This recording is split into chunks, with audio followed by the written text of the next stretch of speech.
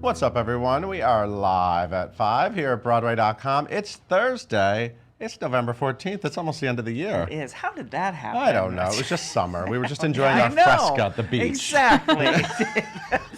I'm Paul Wontorek. And I am Ryan Lee Gilbert. And we're joined by Caitlin Moynihan. Nope. No? Wrong Oh Caitlin. my God. Wrong Caitlin today. Gallup. Wrong Caitlin. Hi, everyone. I'm sorry, Caitlin Gallup. And we're joined by Caitlin Gallup. Hi, everyone. There we go. Oh my God, Ryan, I haven't done It that in a long happens. time. We have three It happens. Caitlins. Three Caitlins, by the way. three Ryans. Three Ryans, three Caitlins. Today we have one Jayme. Yes, we do. Jayme Lawson's here. She is starring in For Color Girls Who Have Considered Suicide When the Rainbow Is Enough. That's right. Down at the Public Theater. It's a big hit. Down It the public. is. We've been Yeah, talking it's about fantastic. it. Yeah. Anyway, we're going to talk all about it, but first, today's top 5.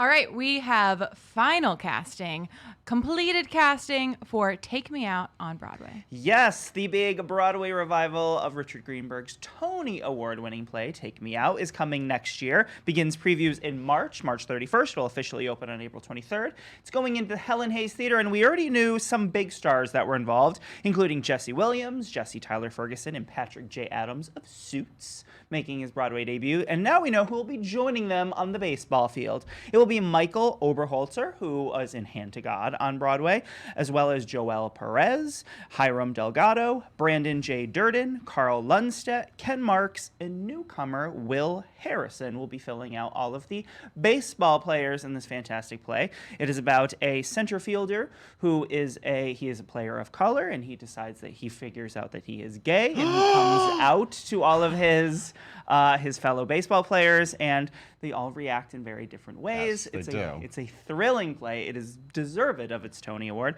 So yeah, they've completed the cast. That's a fantastic cast, and like I said, it will begin previews at the end of March next year, and will open on April 23rd. I can't wait for this Broadway I can't wait to revival. see the marquee say thrilling. Ryan Thrilling. Lee Gilbert, Calls it Broadway.com. a You should give him a point. thrilling It's a play. thrilling play. It is It a is. thrilling play. It I love is. it too. I love it. Yeah.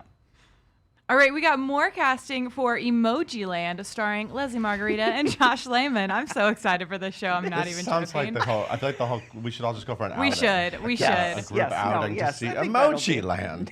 So here's the deal. They did it at NYMF last year. I didn't see it, and now they're bringing it back in early 2020 at the Duke on 42nd Street. So who did we know? We knew Leslie Margarita Yes. is playing. They're all playing emojis. Yes. Literally, the emojis you use can every scroll day. through and just we see. discussed. Were you here last Yes, time when we yeah. discussed? And I said mine. I wanted to play the fingernail. Yes, that's your painting one. And favorite who were you one. gonna be? Yes, I like the one where he's got one eye closed and his tongue out. Right. Yes. I don't think our characters would like each other in the No, show. probably. Anyway, so we knew Leslie Margarita was Princess and Josh Lehman was Prince. Okay, now we know Anne Harada is Pile of Poo. Did you ever think? Can you imagine that on the resume? Okay, Emmy winner and Grammy nominee Felicia Boswell is police officer. Okay. Natalie Weiss is construction worker. George Aboud is, who is he? Nerd face. And Laura Shine is smiling face with smiling eyes, aka Smize. Okay. That's right.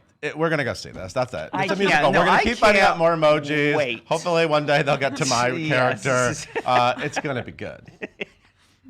So good. All right, we love Elphabas that turn into Jennas. It's just a fact. Yes. And this time we were talking about Willemijn Verkijk, who made her Broadway debut as Elphaba in Wicked, of course. And now she is going to be playing the role of Jenna in the international tour of Waitress. This is set to visit the international. It's going international. It's going international. The The pies are coming for you. This is going to visit the Netherlands' largest theaters, beginning in September of 2020. She also, Willemijn also performed as Donna in Mamma Mia, the German production of that. And funny enough, she voices the role of Elsa in the German and Dutch versions of the Disney animated film Frozen. So you can see a interesting. pattern here. Yeah, absolutely. The Broadway production of Waitress, of course, is going to conclude its almost 4-year run at Broadway's Brooks Atkinson Theater I'm on so sorry you January had to 5th, mention that 2020. again. I know. Why do I always have to? Why do I always have to talk about the end of this? Catherine McPhee, of course, will close out the run as Jenna. But right now, you can go see Jordan Sparks do it.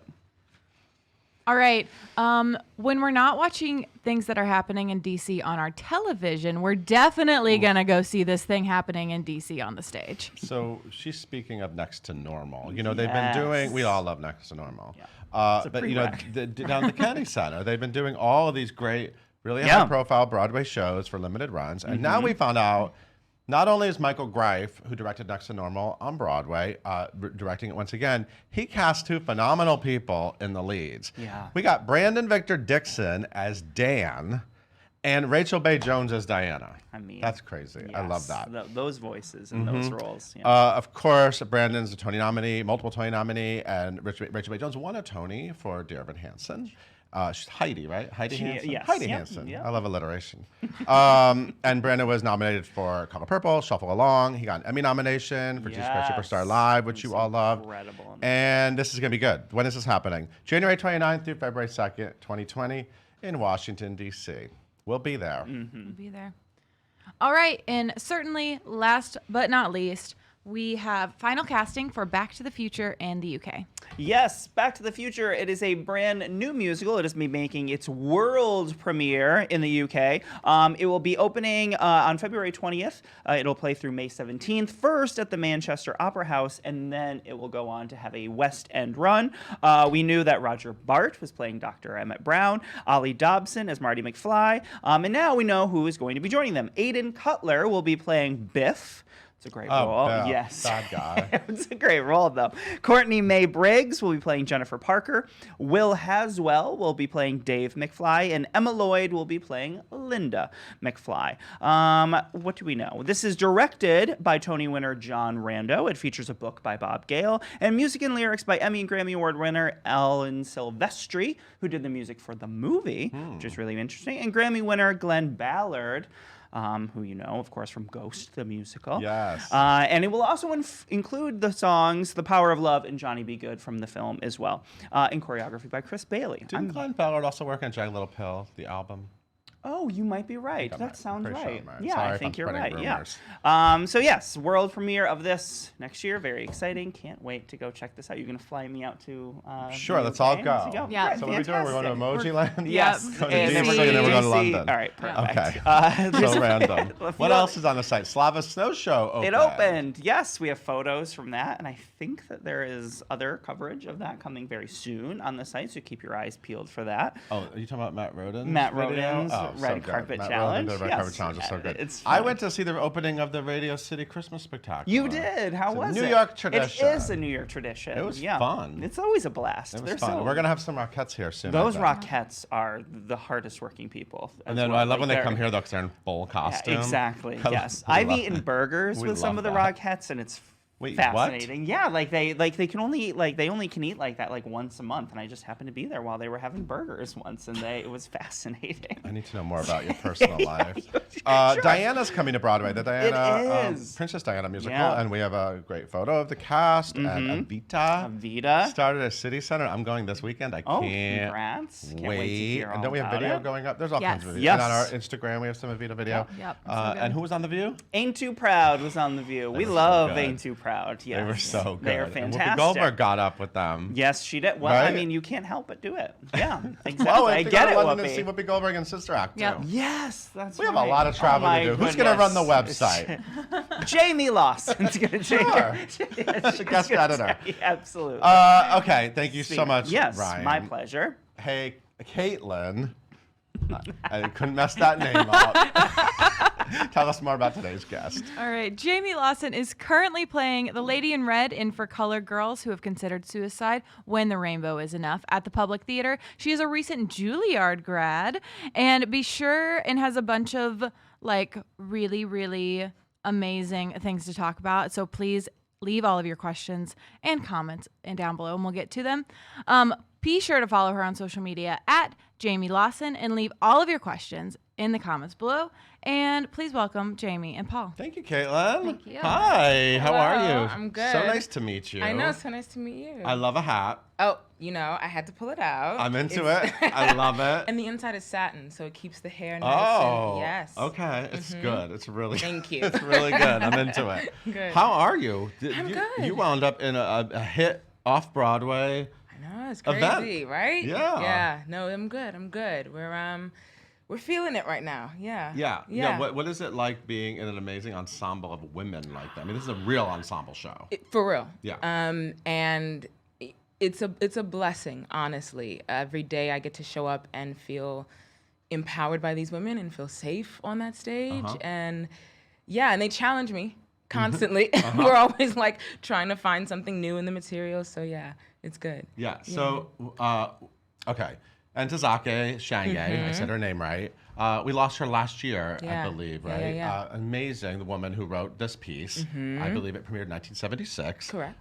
It's a choreo poem. Is Yes. that what she called it? Yes. Her words, right? And there's a lot of choreo happening. There is a lot. Camille did not hold back. You got Camille Brown.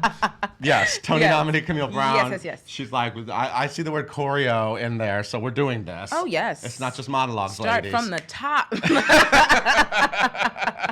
What was it like revisiting this piece? Because it was born out of the 70s. Right. It kind of feels more relevant than ever. You know, I feel like I maybe mistakenly associated it with a time period, but it's just, what was it like digging into the language today and looking at her words and It was a little rehearsing them? It was a little frightening because of how relevant it still is. You want it to be dated. Yeah. You want it to be something that we go, oh yeah, this happened in the 70s.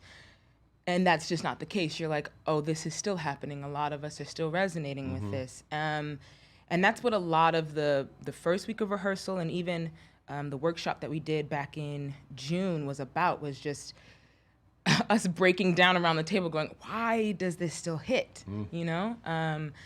And I think that speaks to the brilliance of Ntozake because she was ahead of her time in a major way. Yeah. Yeah. So how did you get cast in this? Did you audition for it? I did. Okay. I did. When was that? Um, When did you graduate from Juilliard? May. You just graduated. Yes. So Group I was 48. 48. Patty Lapone, Group 1. Right. Mandy Patinkin, who I just interviewed, Group 5. Yeah. You're part of the legacy. The legacy Yeah. of Juilliard. It's Group amazing, 48, right? yes, yeah. Group 48. I'm Yeah. surprised you don't have to get like tattoos of like a 48. Do you know, actually, I was supposed to, and I kind of... Oh, really? That's really a thing? A couple of us made a bet, like decided we were going to do it when we graduated. Only one of us did. Actually, Daryl Gene Daughtry Jr., that's on Broadway right now in Inheritance. He's Group 48. He's the one that... Oh my God. I shouldn't have said that, but Oh, hey, that's yeah. really funny. Yeah. I'm gonna see him on Sunday. We gotta get a picture of that tattoo on Sunday. Oh, yes, he would. Yeah, definitely. Get that Yeah. Juilliard tattoo out. Right. There's still time. I know. I'm just...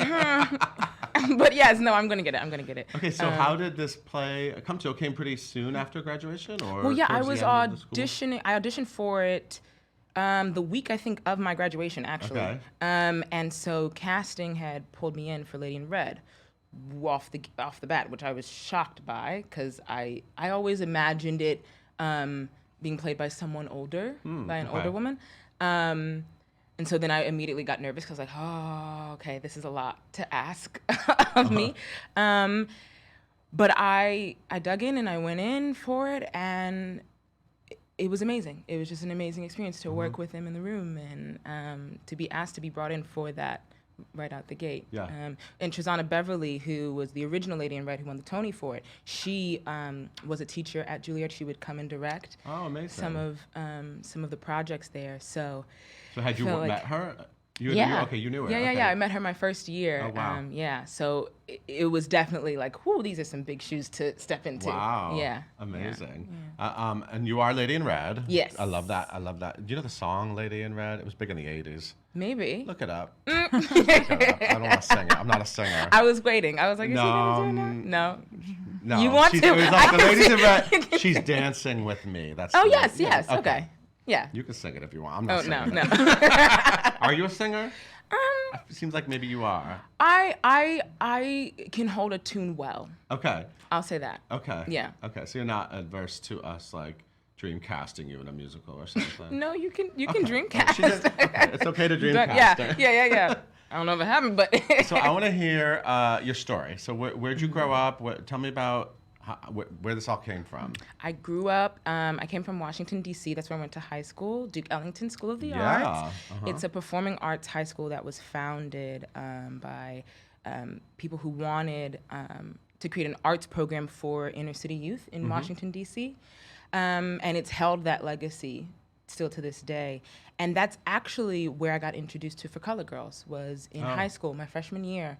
The senior girls did it as their wow. production, and I remember just being in awe of them. For Color Girls, Raisin in the Sun, and Colored Museum were the first plays I ever read. Amazing. Yeah. You got your education. Yeah. Wow. They taught me well. Color Museum is George C. Wolfe. Yes. Yeah. Who's not just a great director, but a great writer. Right. Yeah.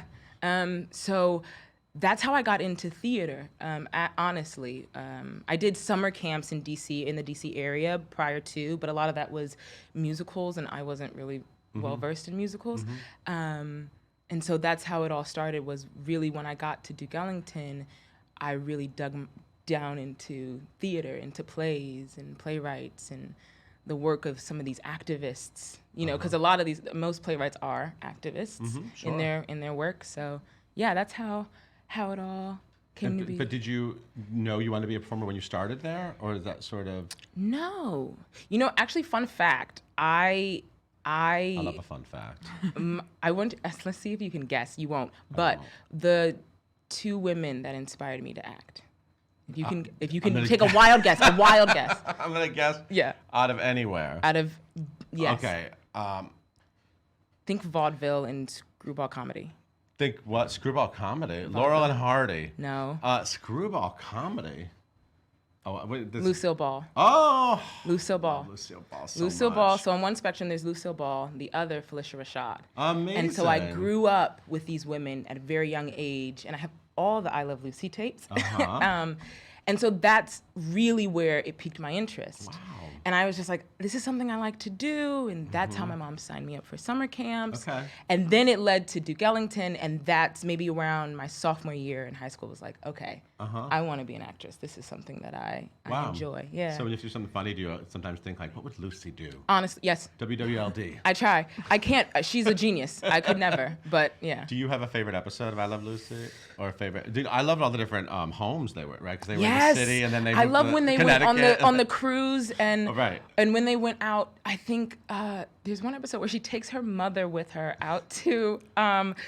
Were they out in England? They were traveling Europe because okay. Ricky had like he was doing like a tour or something. Sure. Yeah. Lucy was just Lucy, Ethel, all of them. Fred was traveling behind them. Yeah, that's one of my favorite season. Love that you love I Love Lucy. I'm so into it.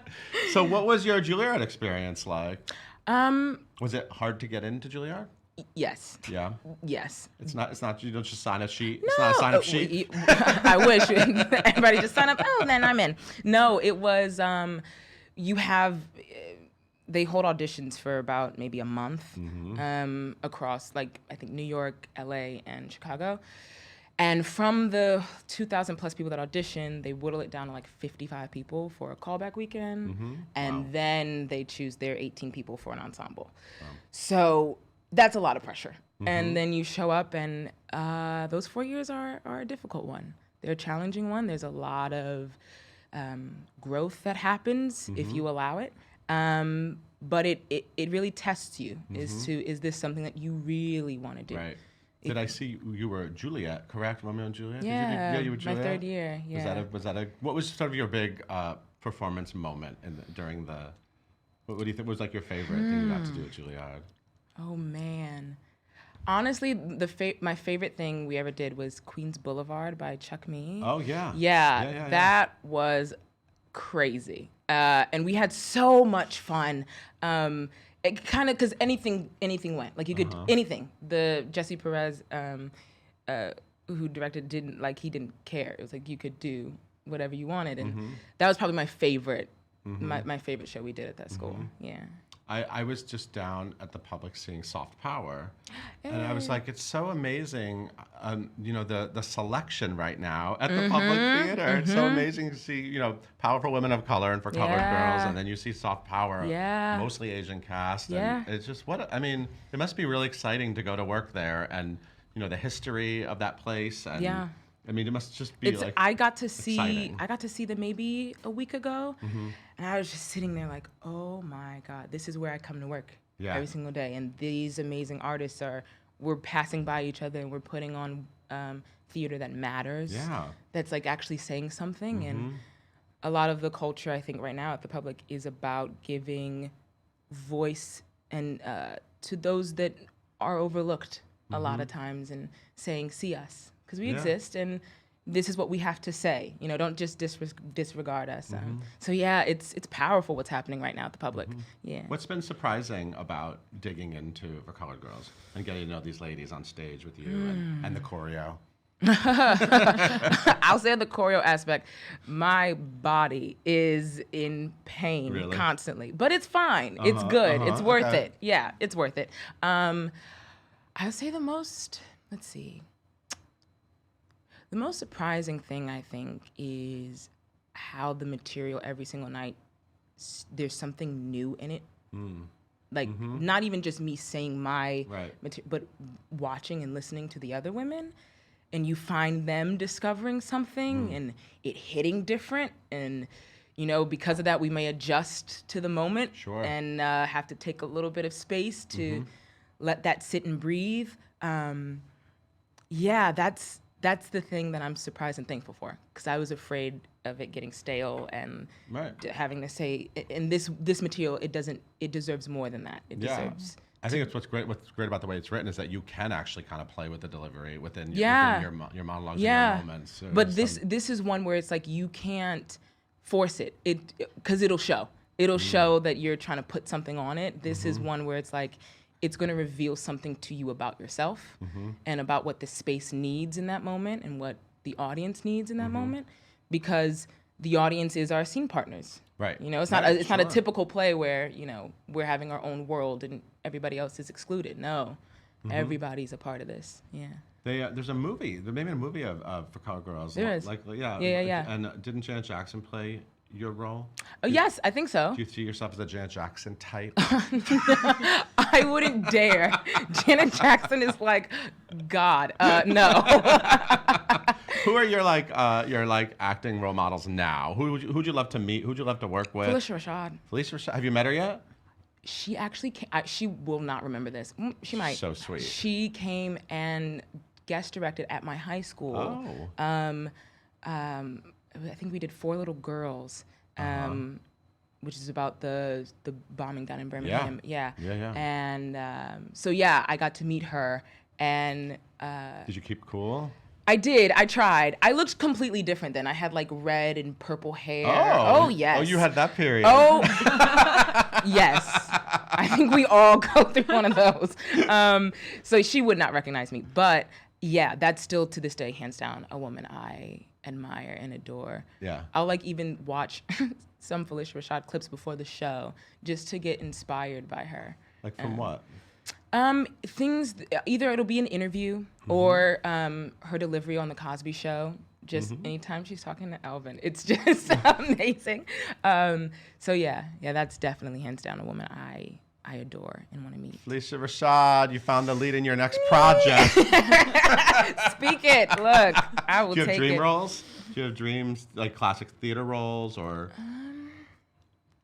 I don't know if there are any like classic theater roles, but there is a Terrell Alvin McCraney play that I love called which one? In the Red and Brown Water. I don't know it. I got the chance. I was introduced to it again at my high school and got the chance to direct it at Juilliard my third year. Oh, amazing. Yeah, and that is something I want to come to New York, and would love to be a part of. It incorporates everything that I love in theater, the song and dance and community, and it's a really good one. It's a really good one. Yeah. Why do you think For Colored Girls has this effect on audiences. What about this show is so special? I think there's something about the structure of it. Obviously, the heartfelt and very raw writing of it. And I know, especially if you think about in 1976, a lot of these stories, just the fact that women were sharing their stories in this way, it still has a power. But the fact that she wrote it then, this collective sort of voice of women of color and really urban, right? A lot of sort of very New York City kind of. A lot of New York City references. There's like for a sure. city vibe. Yeah. A city vibe to her language too. Why do you think it's just so powerful for people? I think because a lot of people expect, it goes back to the conversation we had earlier, they expect it to be dated. Right. They expect it to be something, of the 70s. And they're getting shocked at how much it's hitting them. And how a lot of it is pointing fingers at society and saying, how far have we changed? And how much are we really seeing? And even post #MeToo, right? Because it's easy to put a hashtag on something, but are we really taking heed to these women that are coming forward and speaking their truths and really looking at them and seeing them? And a lot of what we discussed even back in the workshop was how in this version, to make it feel like a collective of women saying, see us. The original was very much so giving these individual women of color a voice and saying, see me, I exist. And now we're going, and I think that's part of the #MeToo is see us together, because we have each other's back, but we need y'all to see us too. Right. Yeah. Amazing. Yeah. Hey, Caitlin, what Yeah. are people online saying? We have some pretty good questions. All right, Elise wants to know, how has being in For Color Girls changed your life? It's a little deep, but it's a good question. How has it changed my life? Do you know, I honestly don't know that I will have that answer until a couple years from now. There are already some freaky parallels that are happening with For Color Girls. My character, we meet my character at the age of 22 in this play, and I myself am 22, and a lot of what Lady in Red talks about, I don't want to give anything away, but a lot of what Lady in Red talks about, there are a lot of similarities that a lot of women in my family have dealt with and have come across. So I feel like it's really, it's going to take some time for me to really unpack everything that it's trying to teach me right now. That makes sense. That's good.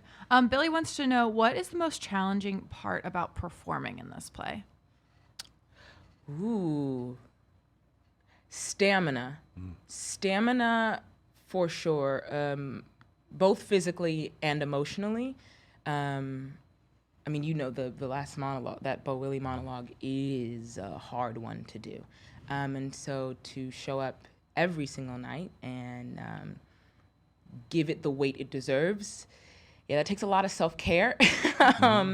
That's the most difficult thing. And luckily, I'm surrounded by women who are holding me up constantly, and we're holding each other up. So if it wasn't for them, that wouldn't even be possible. Yeah. All right, and one more question.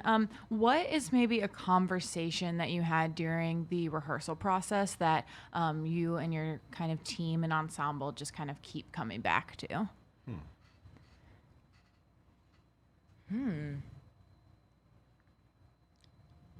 Well, I hate to sound redundant, but just how relevant the material is. Because we get shocked when audience members will come up to us and say, you were talking about me. I saw myself up there. And that means the world. Like, even if the rest of the audience doesn't care, can't relate, doesn't, as long as there's one out there that's going, I saw me, or I saw my mother, or that. So we keep coming to that, and it humbles us and keeps us very grateful to be a part of this project. It's so amazing that you already have had an experience like that so early in your career. Right? It's a blessing. It's amazing. I mean, this is really your introduction to the theater world. Yeah. So thank you so much for being here. Thank you. You did something very important for everyone to see. Maybe you can do something fun next. Yeah, hopefully. Fun. Yeah. You could do something light. Yeah. Jayme, you are in For Colored Girls through December 8th, correct? Yes. Down at the Public Theater at Lafayette Street. Go check it out. It's fantastic. Yeah. And I hope to see you again soon. Yeah. Thank you for being here. Thank Love you. the hat. Thanks again Thank you. for the hat. Yes. I appreciate it. Hey, Caitlin, why don't you take us out? All right. Thank you all so much for watching Live at 5. You can listen to this interview and so many amazing others by searching hashtag Live at 5 wherever you listen to your podcast. Tune in tomorrow as we hang out. Monday. Friday? Is today Friday? I don't know. Today's Thursday. Sorry, it says Monday on here. Tune in tomorrow as we hang out with Daniel J. Watts from Tina.